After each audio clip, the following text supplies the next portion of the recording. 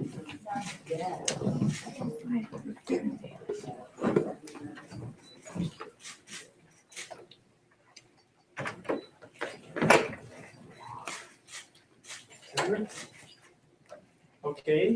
thank you all for joining us this afternoon. We had another very productive meeting today, and we definitely are making progress. I just would like to start by announcing the new state homeless coordinator, Scott Murashige, who has been actively involved in many aspects of the homeless challenge. Has agreed to join the state as the state homeless coordinator. He brings a wealth of experience in both public, private sector, nonprofits mostly. Has been very much involved with the data collection, coordination of services, and he definitely will be able to hit the ground running to really allow us to move forward on the homelessness issue. And we're very delighted that he accepted our offer and will be joining the team. I guess officially we'll be starting August 24th, although he obviously started today. So I think it's very important. You know, we have been looking at state resources and we have agreement to be able to expand the capacity in the homeless office. So we will be adding staff. They're advertised in DHER's website. So you can look at that. We'll be adding up to 3 positions that have been authorized that we hope to fill that will allow us to, from the state's perspective, to be more responsive to moving the programs along. I think it's very important as we build capacity to make sure that we can implement the programs and ideas that the leadership team comes up with. The other thing that we did want to announce today is that working with the House and the Senate, we do have agreement to make funds available should the leadership team identify needs for operating funds. House and Senate has agreed to be supportive.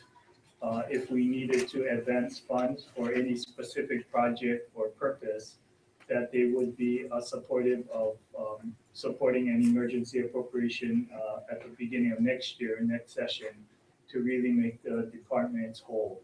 So we just wanted to make sure that the leadership team has the capacity and resources that would allow us to move forward in attacking the homeless challenge. As we had announced last week, and there's been reports, we are looking at a phased approach in Kaka'ako. You know, we have done a survey of existing providers, and there's some spaces available. So part of that is we are working with the providers, trying to understand exactly when and where and how those spaces are available, and then look at when we can begin the phased enforcement that we've been talking about. Just wanted to, no introduction necessary, but Senator Schatz was in town for this meeting and joined the meeting. Again, the federal side of the equation has been represented by both Senator Schatz and Senator Hirono in the process, and we have been working to move this challenge forward. So, did I miss anything? Questions? Governor, as far as operational funds, a lot of the problems in the past has been you can't get the agencies to, they put their hands on that, but they don't put their wallets on that. And you've got all these funding that they'll say, oh no, you can't have my funds, but you can have my hand. Right. So, and that's why that's not going to be an excuse anymore. I mean, that's part of the reason that we have been working with the House and Senate to make clear that if additional funds are required by the agencies and departments, that we will be pursuing that next year. So we can advance the money. You know, we can look at being able to advance the money immediately because we have the understanding with the legislature that they will, through an emergency appropriation, make any of the agencies whole, should that be necessary. So would the federal funds also go through the coordinator, or? Well, we are empowering the coordinator to really work with the leadership team, other government entities to identify priorities and opportunities, and then make decisions to move the effort forward.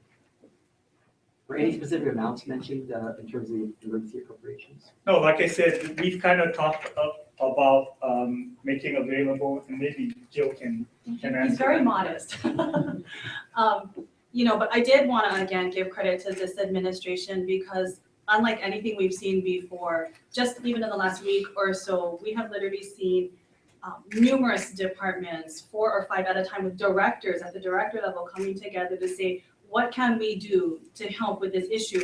And it's not just saying, I want to help, and then drawing their hands away when it comes to resources at that particular point. It's meaningful support, whether it's looking at sites, whether it's how we're going to transition people, not just into shelters, but out of homelessness. And really, when the legislative branches were taking a look at resources, and we have had our teams culling through in terms of what might be available, because we recognize that we do not want barriers to these solutions as they come forward. We have been able to talk with the administration and make it clear that should these solutions become apparent, and I think they are becoming apparent, and now we have a homeless coordinator in place as well, that up to $5 million really is available for us to immediately begin to start work on this, so that we have some modeling that we have in place, so that before the next legislative session, we kind of know what is it going to take for us to tackle these issues throughout our communities, replicate this with success, and sustain it as well. I think that is very important. But it really is credit to this administration for literally being able to pull together the various aspects of this administration, not keep them siloed. This is not just DHS's problem. This is everyone's solution that we're going to be bringing to the table. And I've just been very humbled and grateful that we've had so many directors and other division chiefs and staff coming together to really work with us. And that's really why also, in terms of the resources being available, we've all been working together to make sure that when those solutions, and they are coming forward, we'll have the resources to be able to put them into play. What happened to the Hawaii Interagency Council on Homelessness? Does it not exist anymore, or? It still does, as you know, that's provided by statute. So we definitely are looking at how we can integrate what they've done into the broader task force. Obviously, we did know that part of the challenge with the interagency task force was that they didn't have funds. So if they didn't have funds available, then you could only work on whatever was previously appropriated. But part of that was, and we recognize that it is about getting the directors and deputies directly involved, because they definitely can make things happen in a different way than other staff members. And So we definitely are elevating it within the cabinet in general.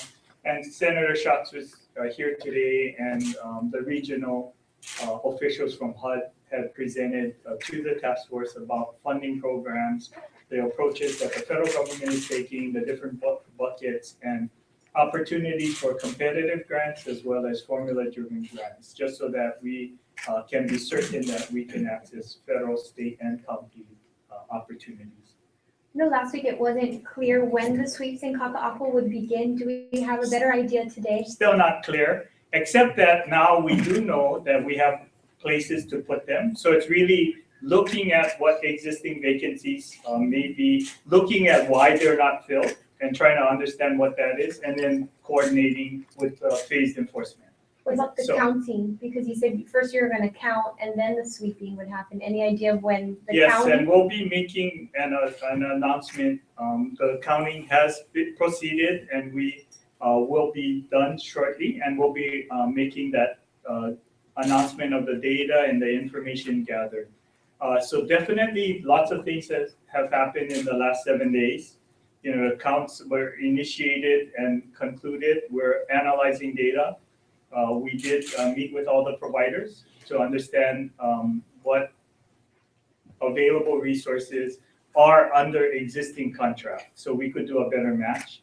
And then we are talking about how we can coordinate the services better and make better utilization of existing spaces. What did you folks decide counts? What do you mean by the counts? What was counted?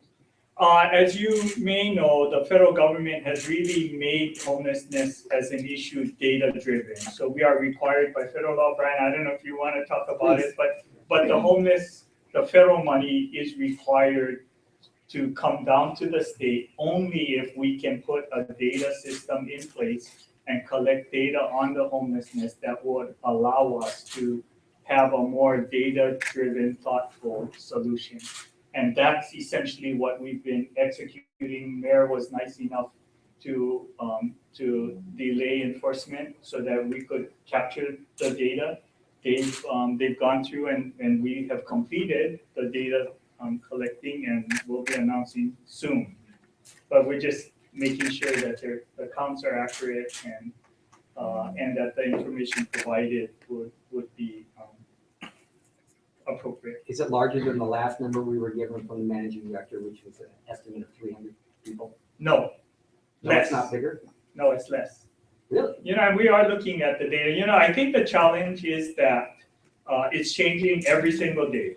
The number is changing every single day. People are coming and leaving. And the data will show. And once we can summarize that, it's different people that are in Kaka'ako now. And once the data report, you'll see it's changed from singles to families and income levels and other things. So it was very helpful for us because it allows us to understand the challenges better. More importantly, it allows us to identify shelter space that may be vacant today, that we might be able to, as we move through enforcement, place some of these people into those situations. Senator, first time we're glad to see you. Nice to be here.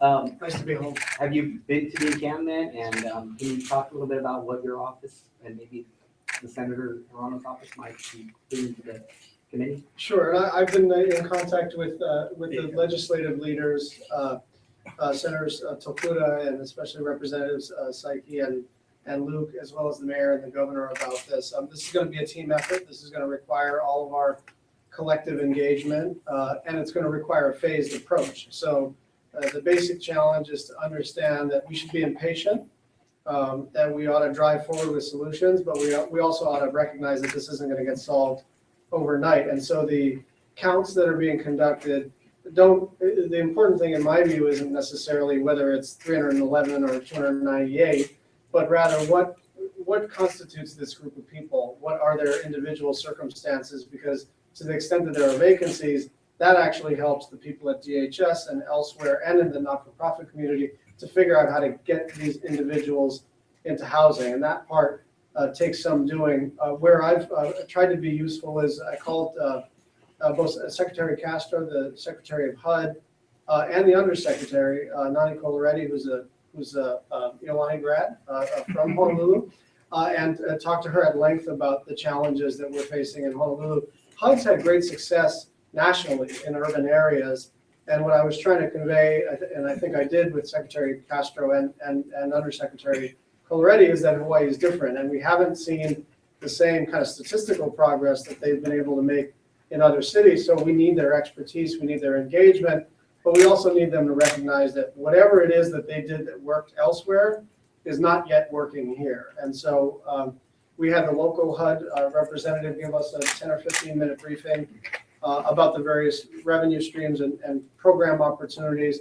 But we're really looking forward to utilizing HUD and listening to their best practices, but also being able to convey to them exactly what's happening in Hawaii and how it may be different. Senator, we got this hot weather just for you. Yeah, thanks. But It's anyway, like spring in DC. Anyway, there's a lot of taxpayers say that public assistance.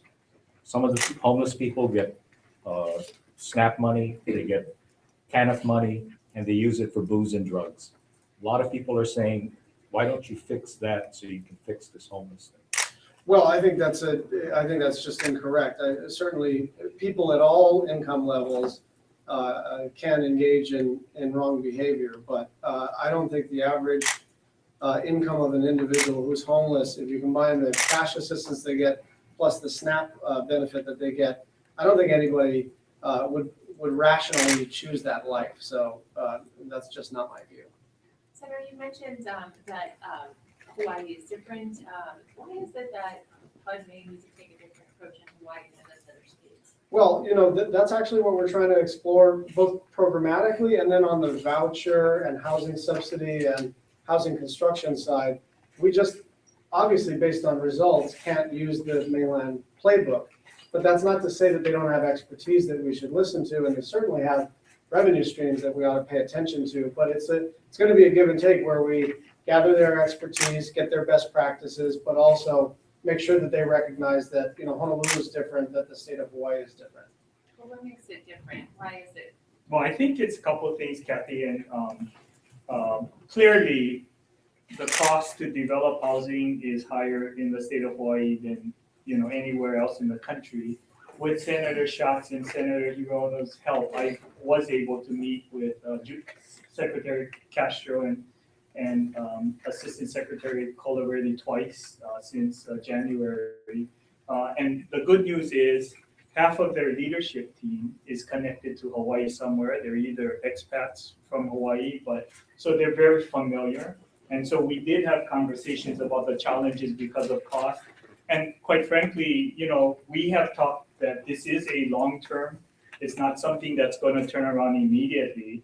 And part of that is the cost of housing, the lack of housing across all price points in spectrum, but also about our ability to get the development entitled and opportunities to construct. So the leadership team at HUD is very aware of why Hawaii is different. And part of that is the cost, part of it is availability. Is it true they've never seen anything like Kaka'ako? I didn't ask that question, but I really can't answer that. Have you reached out to the building industry trades at all? I mean, is there anything that we can ask of them? We have asked, as you may be aware, there's a new nonprofit organization that have been organized to represent developers and building trades to see how they can offer solutions. So we are working with them as well. We're working with the service providers directly. We've had conversations with the unions. We're talking to the building contractors and looking for opportunities. There are, I think, as we get more information on the intermediate steps and as we identify the projects that seem the most promising, we'll be making those announcements. And part of the conversation, in fact, today was how can we engage those private sector partners to help be part of the solution. And can you tell us why there was a decision made to call off the sweep of the viaduct area that was planned for today? Well, as you are all aware, that if we have enforcement without there being somewhere for them to go, then they'll just get displaced and they could end up in Kaka'ako, they could end up in Kapalama. So part of what we're trying to do is coordinate enforcement activities. Like I said, we have been talking with all the providers, understanding what vacancies may exist in all of their programs, try and get a better understanding of why they're not full, as we do know that there are homeless in Kaka'ako that may be interested, and then making sure that we can do a better job of coordinating. One of the barriers or concerns raised by the providers is just transportation.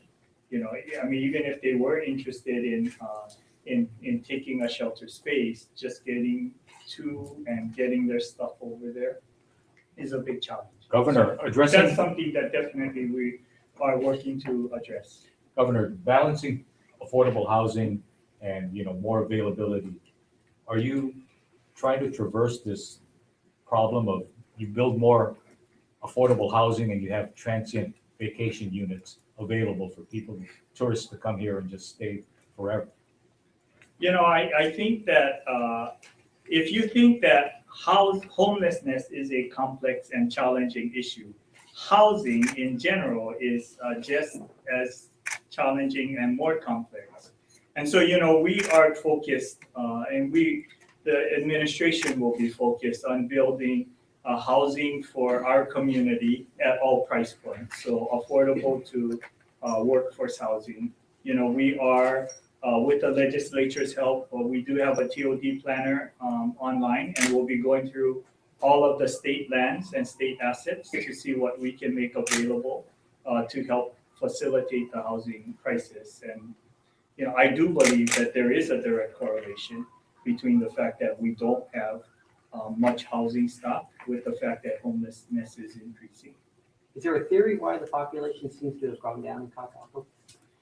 I can tell you the theory is that they move around wherever they can find space. And so, and when you talk to the providers, although it may appear to the general public like it's a constant group, it's changing every day. I mean, people are moving in and moving out every single day, depending on what their situation is or what their needs may be.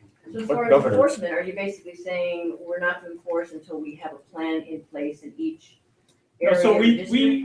we have a general plan. I mean, we are looking at existing spaces with existing providers, and there are vacancies. So like I said, we are trying to understand the reason for the vacancies, how many and where are they, and then looking at coordinating enforcement. Like we said at the beginning, that it really doesn't make sense to enforce without at least having an option of where they'll need to go to.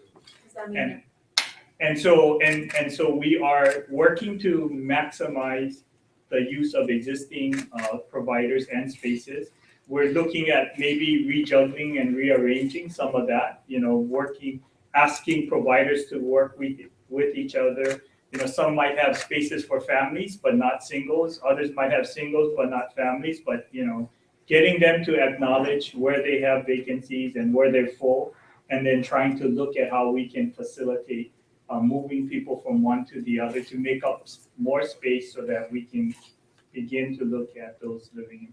What about the issue of homelessness on private land? Like Omaha's got a situation up on the North Shore, and they're planning to do a sweep there soon.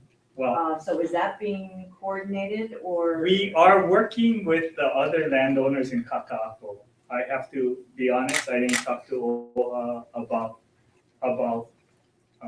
North Shore or any place outside of the immediate urban core. what did you find in terms of the vacancies that are available at this point? Are there enough spaces for the families that live in Kaka'ako, or how do you? I think we'll probably have to rejuggle, but I think the good news is that there are spaces, and I think in a little while, we'll have a better understanding of what spaces are available in which facilities. And I think more importantly, how we can coordinate the homeless people and the population in Kaka'ako. So here's the scenario, right? We did data collection, so we'll be announcing we know more about the homeless in Kaka'ako now than we did last week. We know what types of individuals, what their income levels are, what their needs are. So that helps us work with the providers, look at where the vacancies are, right? Some providers may have spaces for families, and we want to identify that. We might be able to help consolidate within a provider, and if we have a lot of vacancies in singles, but a provider has they take families, but they don't have any spaces for singles, then we could move some of the singles to the others, make spaces for families. So that's what I talk about in terms of trying to be more efficient with what we've already appropriated and have in place. Did mention, If I could just add to that, in terms of the available bed space, I think that was one of the real reasons why the legislature did increase the capacity of the homeless division this past session in terms of adding on those additional FTEs, because we really wanted to make sure that the department had the ability to go ahead and let out those contracts, make sure that those beds and those shelters were filled, help those individuals get the programs and services they need to transition out of homelessness, get off the streets. That was very important for us to make sure they had the capacity. I think you've heard from the governor talk about the fact that he wants to increase the capacity. He's expediting that in terms of those contracts, but also now he's got the homeless coordinator on board. How can he make sure that Scott has the resources and the team to be able to support all the different solutions that are going to be coming to bear as well? And even in terms of the different kinds of things and approaches, you've heard the mayor talk about a phased-in approach to how we're going to be addressing this. It's not a one-stop shop, one solution fits all to this particular situation. it is really looking at multiple things, multiple different sites, multiple different ways we're going to address this situation, because we've got families, we've got individuals, all with different unique needs, but we are moving in tandem, working with many of the departments and the directors, the various city, federal, state agencies to make sure we're able to approach that. And again, also bringing those resources to bear, understanding that we've got to make a commitment to make sure there's no excuses as well on our part. We've got to get this done as well. But again, just wanted to make that real clear that even from the legislative standpoint, early on this session, we wanted to make sure that capacity was there so that we could really put these programs forward with some fidelity. Governor, you said this, Dollars before, what was that in reference to, the up to $5 million, how would that be? So the governor had been talking about if we have some solutions that we come across, we have the resources to draw down to be able to activate them, put them in place. And what I was referring to the 5 million was when Chair Luke and myself and our teams are really looking through the budget. Again, these are difficult situations. These are not easy dollars to come by, but working with our teams, talking with the administration, just really looking at what resources could be immediately put to bear so that that is not going to be the barrier to making sure that solutions can be put into place. You know, that was a dollar amount, a conservative dollar amount that we put out there that could be used to make sure that we could initiate those solutions, hopefully giving us some good data and a model as we go into the next legislative session in terms of as we approach different communities, whether it be North Shore, Wahiawa, we're hearing it East Honolulu, everywhere, what would it take to replicate these types of models and even sustain and scale them up statewide? And so that was what the 5 million was in reference to. So I think most importantly, typically what happens in the past is we would form a task force, they would go study the issues, they would come up with a whole ton of recommendations, they would do the report, they would submit it to the legislature. Some gets passed, some doesn't. So what makes this difference is that we do have a commitment from the legislature that if the leadership team identifies priority programs or funding that we would want to, that we don't have to say, well, let's report to the legislature and wait. So that if we find an opportunity that takes $200,000, that we have been provided assurance that they would take it up and appropriate the funds so that we can begin to work immediately if the leadership team identifies an opportunity. Governor, are the children and families the top priority or? Well, you know, it's a couple things, right? I mean, the whole notion still is to work to get people in permanent housing, and Housing First program is kind of targeted to that.